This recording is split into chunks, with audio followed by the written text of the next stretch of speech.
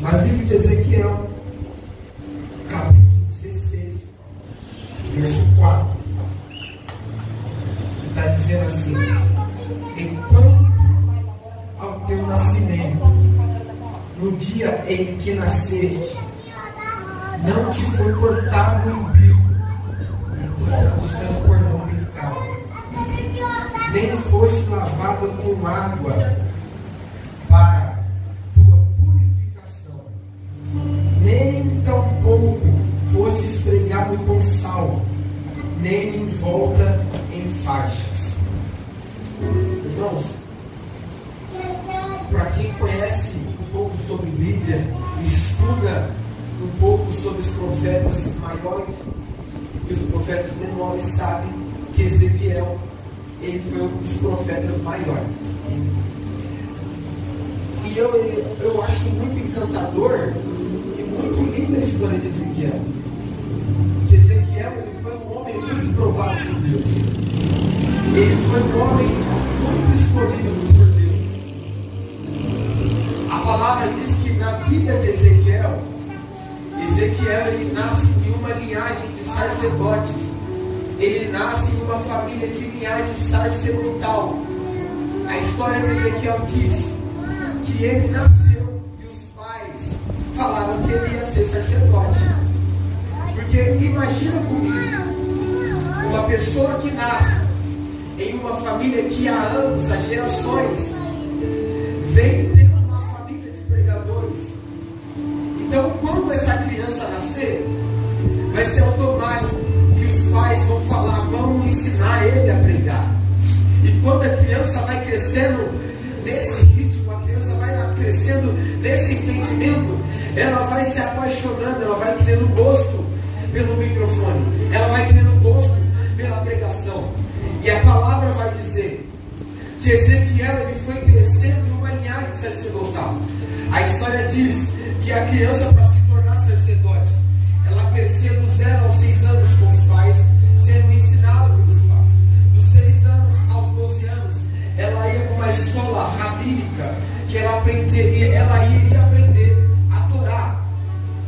Ela ia aprender a Torá, que era os 5 primeiros livros da Bíblia. A história vai dizer que a criança, para ser um sacerdote, ela ia sendo moldada até os seus 30 anos de idade. E a palavra diz que foi isso que aconteceu com Ezequiel.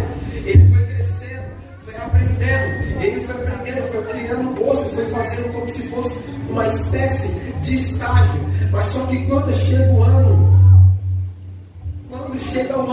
de Ezequiel colocar tudo aquilo que ele aprendeu em prática, o livro de Ezequiel, capítulo 1, vai dizer que eles sofreram, que a cidade de Jerusalém foi atacada. A cidade de Jerusalém foi incrivelmente atacada e terrivelmente destruída. A história vai dizer que a cidade de Jerusalém foi levada aos homens. Os homens fortes, eles foram mortos, os guerreiros foram mortos.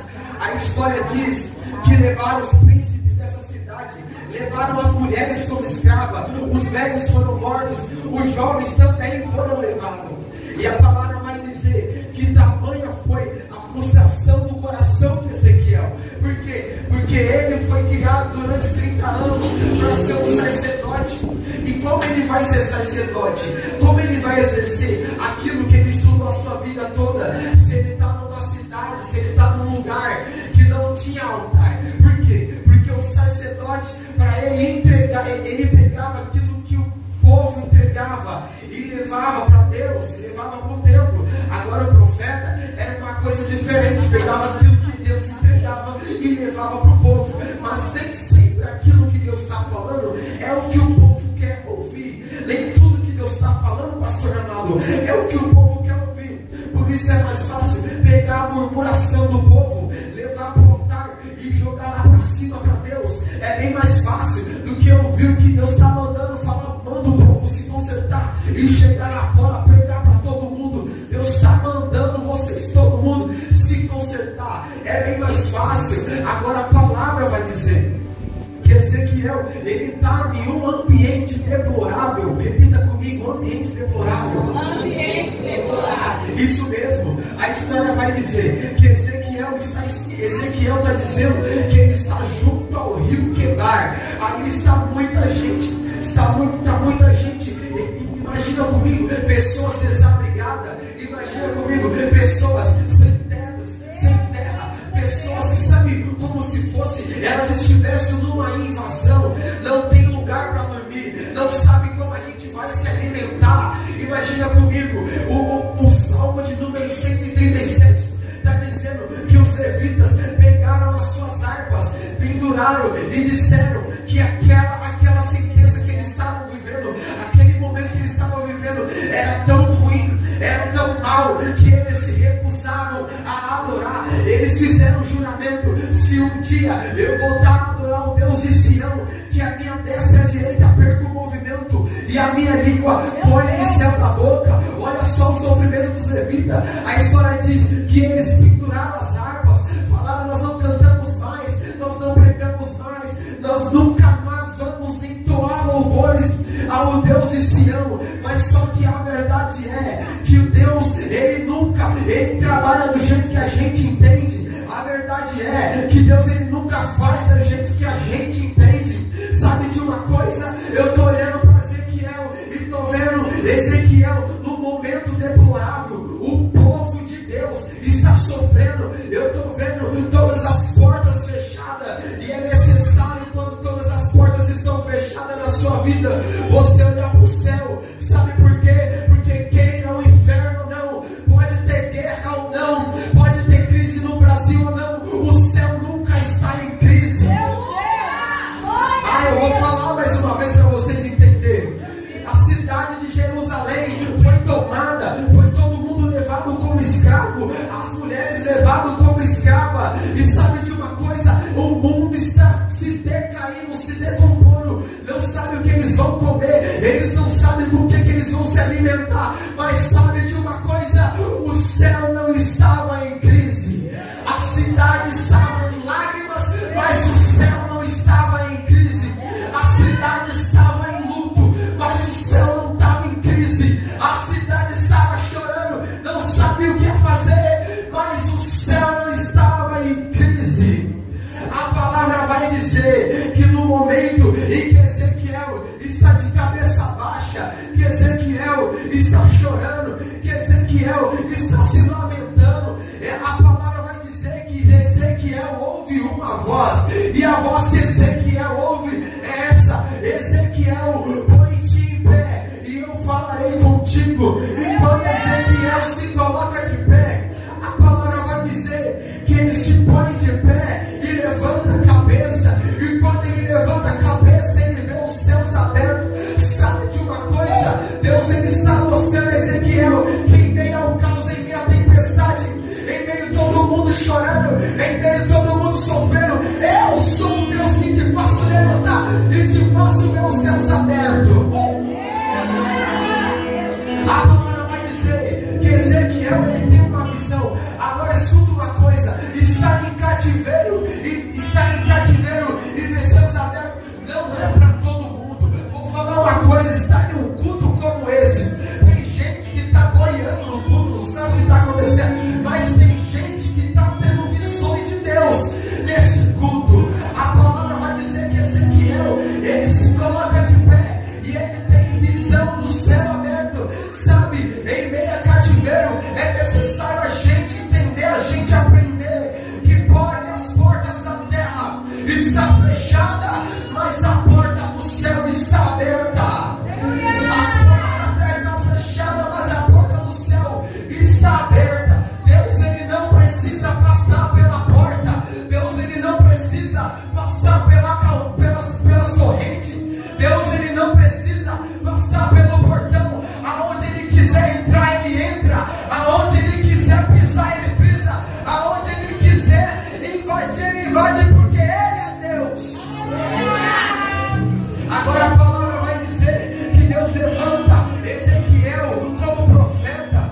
Me ajudei no fundo. Que Deus, ele levanta Ezequiel como profeta. E aí acontece que chega um momento que Deus, ele vai mandar Ezequiel profetizar. E Ezequiel, ele vai profetizar. E Deus fala assim para Ezequiel: Ezequiel, em meio a essa profecia, em meio a essa palavra que você for pregar, prega a visão que eu te dei. Essa visão do capítulo 16, versículo 4, a história vai dizer que na visão de Ezequiel, Ezequiel está dizendo para o povo que Deus, ele, quando encontrou Jerusalém, Ezequiel está dizendo que Deus encontrou Jerusalém como se fosse uma criança, um bebê recém-nascido, pastor Ronaldo, um bebê que imediatamente acabou de nascer. E a história vai dizer que o bebê, ele não acabou de nascer, que ele ainda estava com o seu cordão umbilical. A palavra vai dizer que o bebê, ele não acabou de nascer, que ele ainda estava sujo com o sangue de sua mãe. E essa é a visão que Deus manda Ezequiel pregar. Deus manda Ezequiel pregar. Fala, Ezequiel, fala para Jerusalém que quando eu encontrei ela, ela estava como uma criança suja, jogada na braseta, que estava com o seu cordão umbilical suja com seu sangue. Não tinha, as pessoas passavam, Ezequiel, e não ajudavam. As pessoas passavam e não estendiam a mão para ajudar. Quando eu encontrei em Jerusalém, não tinha quem lavasse ela, não tinha quem cortasse o seu cordão umbilical. A palavra no versículo 4 está dizendo: não tinha quem passasse sal em sua pele, porque o sal era usado para matar as bactérias do corpo da criança. Não tinha quem envolvesse a criança com sal, não tinha quem passasse água, quem desse um banho na criança. Mas a palavra está dizendo que quando todas as portas se fecham, é necessário olhar para o céu, porque a porta do céu não está fechada. A palavra vai dizer que Ezequiel vai pregar essa palavra, que quando Deus encontra Jerusalém, ela estava como se fosse essa criança. E Ezequiel prega essa palavra. Fala: ei, Jerusalém, você lembra quando Deus te encontrou? Você lembra quando Deus te encontrou no deserto? Ezequiel está dizendo para o povo: Deus encontrou vocês suja, jogado no deserto, abandonado, não tinha quem te desse o banho, não tinha quem cortasse o seu cordão umbilical. Se a gente for parar para pensar, isso é totalmente desumano. Manassés, como a criança vai crescer, como a criança vai aprender a andar, como a criança vai aprender a falar, se não tem quem o ensine, se não tem o pai que cuida, se não tem a mãe que o ajuda, que o alimenta. Mas só que a palavra vai dizer que quando Deus encontra a cidade de Jerusalém, na visão de Ezequiel, Ezequiel está dizendo: vocês eram Jerusalém, semelhante àquela criança, não tinha quem ajudasse. E Ezequiel está falando que Deus, quando passou por nós, na visão de Ezequiel, ele está dizendo: não tinha como, não tinha tempo de dar uma palavra, não tinha tempo de estender a mão, não tinha tempo de cortar o seu cordão umbilical, não tinha tempo de pegar no colo, mas tinha tempo de liberar uma palavra. A visão que Ezequiel está dizendo foi essa: todo mundo passou por você, ninguém te ajudou, mas Deus passou por você, e ele viu que a única coisa que dava tempo de fazer era liberar uma palavra. E Fabrício, qual foi a palavra que Deus liberou na visão de Ezequiel? A palavra foi essa: todas as expectativas, tudo que está no cenário dizendo é que vai morrer. Sabe o que estava acontecendo? Os urubus estavam olhando, esperando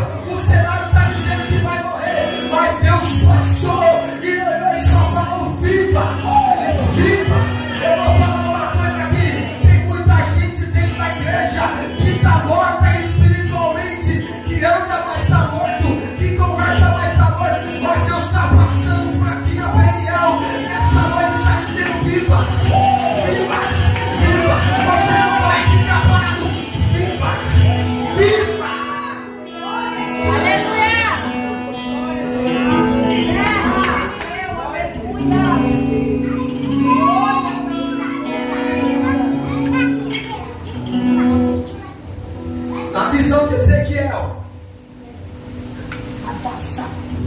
Não tem como a criança sobreviver. Nós não precisamos ser estudados para saber que a criança vai falecer, que a criança não vai sobreviver.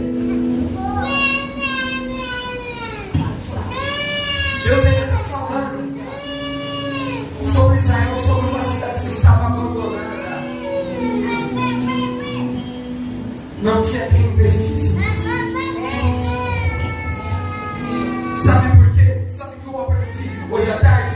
Que Deus, Ele é o maior investidor. Aleluia, Deus, aleluia. E o diabo, ele é o maior negociador. E aí, sabe o que eu estou assistindo?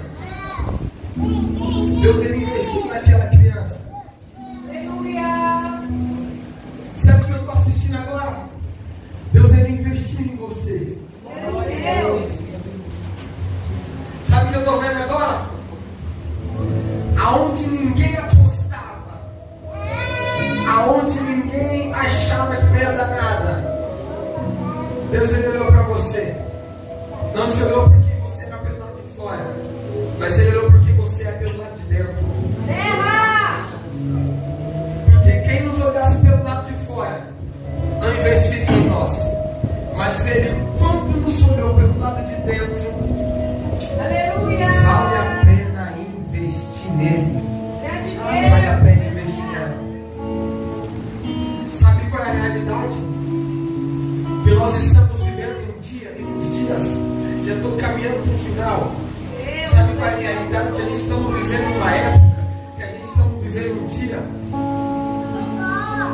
que estamos vivendo dentro da igreja, onde tem pessoas que caminham, pessoas que falam, pessoas que conversam, pessoas que se vestem bem, mas sabe qual é a realidade? Está morto. Meu Deus. Repita comigo: não morra antes de morrer. Não morra antes de morrer. Tem gente que está vivo ao lado de fora, mas no mundo espiritual está morto faz tempo. E sabe o que vai acontecer, pastor Ronaldo? Quando a pessoa ela está morta por dentro, começa a vir algumas doenças da alma. A pessoa começa a torturar o espírito e a alma. E aí a depressão começa a vir, a crise de ansiedade começa a vir, a síndrome do pânico começa a vir. Sabe de uma coisa? O terapeuta não é a solução. Sabe de uma coisa? Desabafar para todo mundo não vai ajudar em nada. Existe algo morto dentro de você que você precisa reviver. Existe algo dentro de você que você precisa colocar para fora. A palavra que Deus liberou sobre a cidade de Jerusalém é viva. É viva. Viva. Embora o cenário está dizendo não há mais jeito, não há mais solução, mas a palavra liberada nessa noite é viva. Aleluia. Sabe de uma coisa? Sabe que o inferno ele quer dizer para você? Sabe que o inferno quer que você acredite que você não é capaz, que você não consegue, que você não tem capacidade, que você não vai conseguir avançar, que você não vai conseguir ir para frente. É isso que o inferno diz ao seu respeito. O inferno está dizendo que você não vai ser feliz. O inferno está dizendo que a sua vida acabou. O inferno está dizendo que para você não há mais solução. O inferno está dizendo que você irá morrer aprisionado no mundo dos vícios. É isso que o inferno está dizendo. O inferno está dizendo que você vai permanecer morto, que você vai vir até essa casa e vai continuar morto, que você não vai conseguir alcançar a libertação. É isso que o inferno está dizendo. Mas só que através do Espírito Santo, eu quero dizer para alguém nessa noite: você vai viver os maiores dias da sua vida depois deste culto. Porque sabe de uma coisa? Sabe como Deus passou na visão de Ezequiel? Deus ele está passando aqui nessa noite, está segurando em suas mãos, está dizendo: ei filho, ei filha, você vai viver. Sabe de uma coisa? Sabe o que me chama a atenção? É que por mais que a criança seja nova, é que por mais que a criança não tenha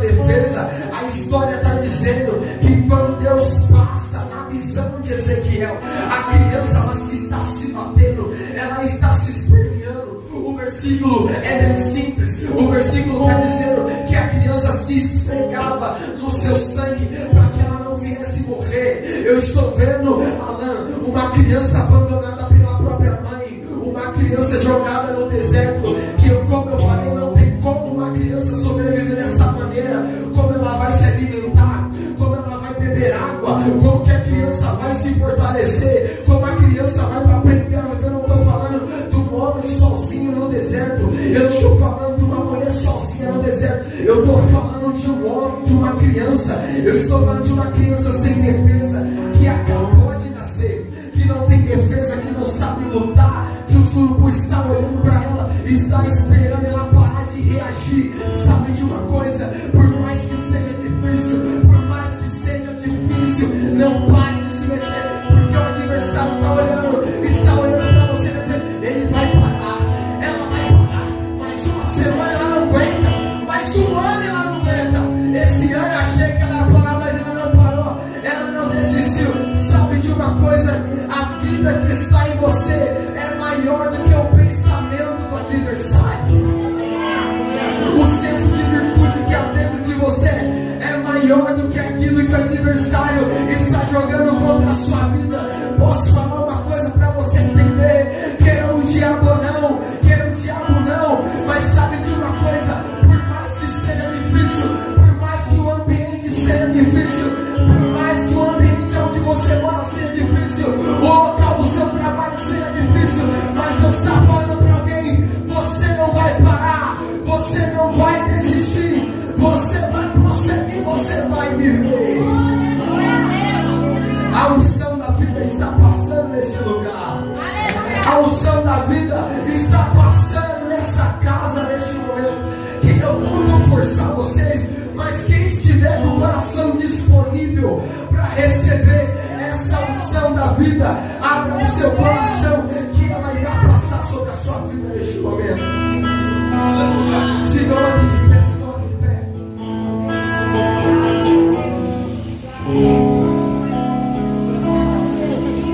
Meu filho, meu objetivo, meu tempo já se foi.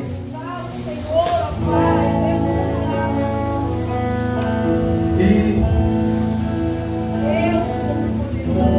a gente que somos acostumados a ministrar,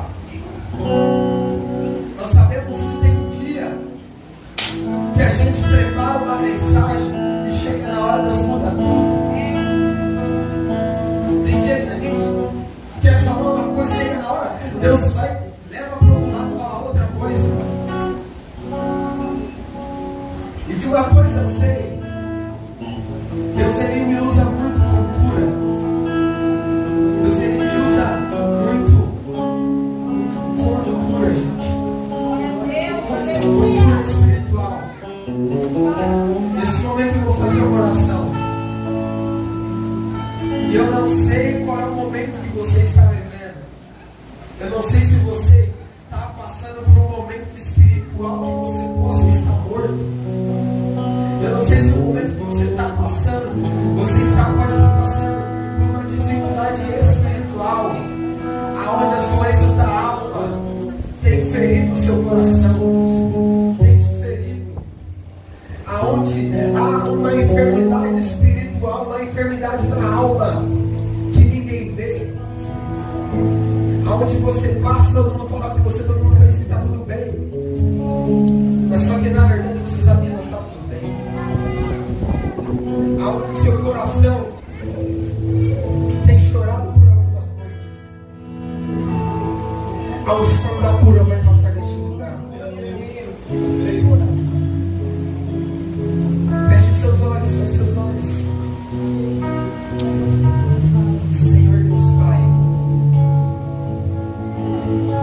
Senhor Jesus Pai,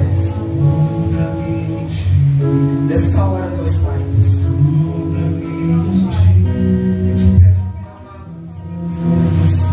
Senhor Deus Pai, eu lhe peço, Deus Pai, que a tua unção, Senhor Jesus Pai, que o bálsamo da cura, Pai amado, venha passar, Pai amado, sobre este lugar, que aonde, Senhor Jesus, Senhor vê, Pai, que tem alguém, Senhor Jesus, precisando, Pai, de ser curado, Pai amado, que aonde alguém, Pai amado, precisando liberar o perdão,